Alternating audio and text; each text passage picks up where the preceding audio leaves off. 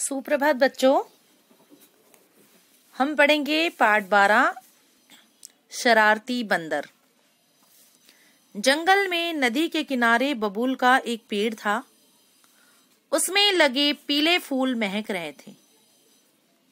आसमान में चारों ओर बादल छाए हुए थे और ठंडी ठंडी हवा चल रही थी। मौसम भी बड़ा ही सुहावना था। बबूल की एक पतली डाल नदी में लटकी हुई थी।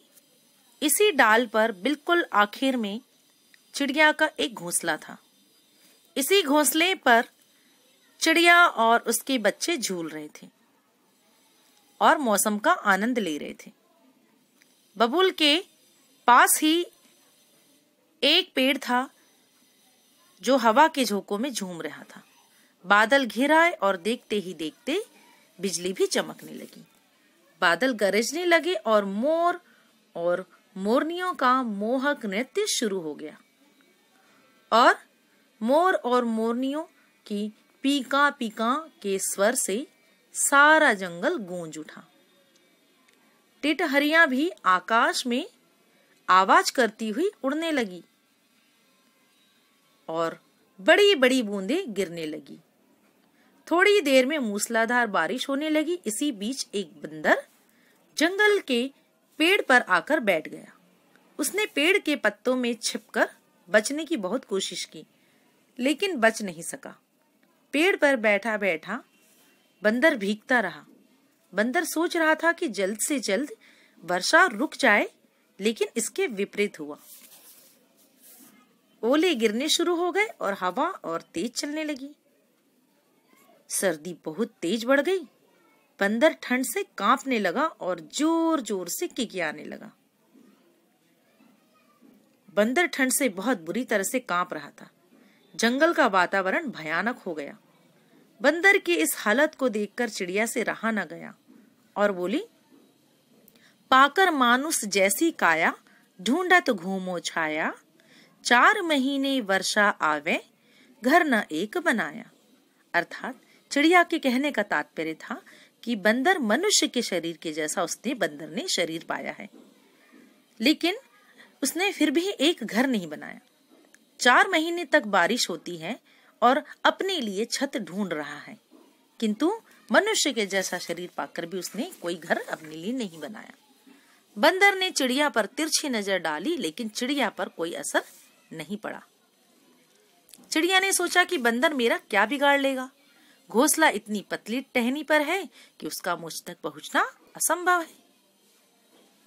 चिड़िया ने बंदर को फिर समझाया, हम तो छोटे जीव हैं, फिर भी घोंसला बनाकर रहते हैं।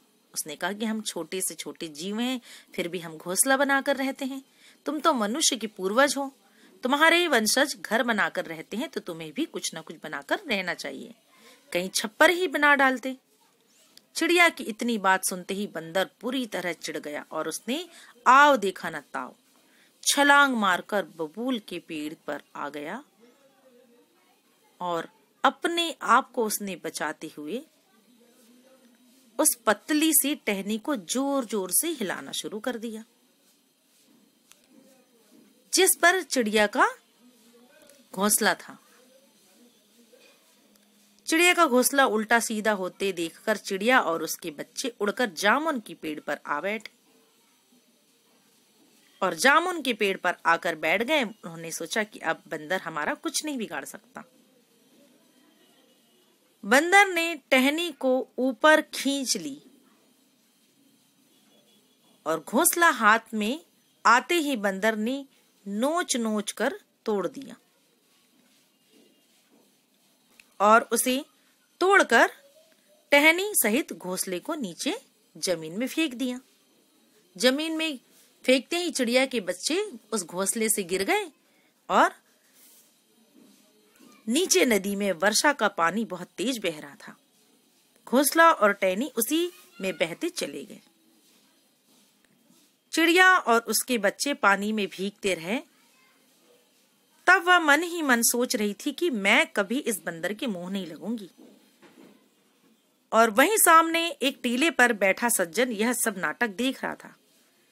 उसे चिड़िया पर तरस आने लगा और उसके मुंह से अचानक निकल पड़ा, सीख तो को दीजिए जाके, जाको सीख सुहाए, सीख न दीजो बांदरे चिड़िया का घर भी जाए। अर्थात वह चिड़िया को कह रहा था कि सीख उसको दो जो अपनी बात को समझ सके, मूर्ख को समझाने से कोई मतलब नहीं। इस तरह से आपने अपने घर का नुकसान कर लिया। धन्यवाद।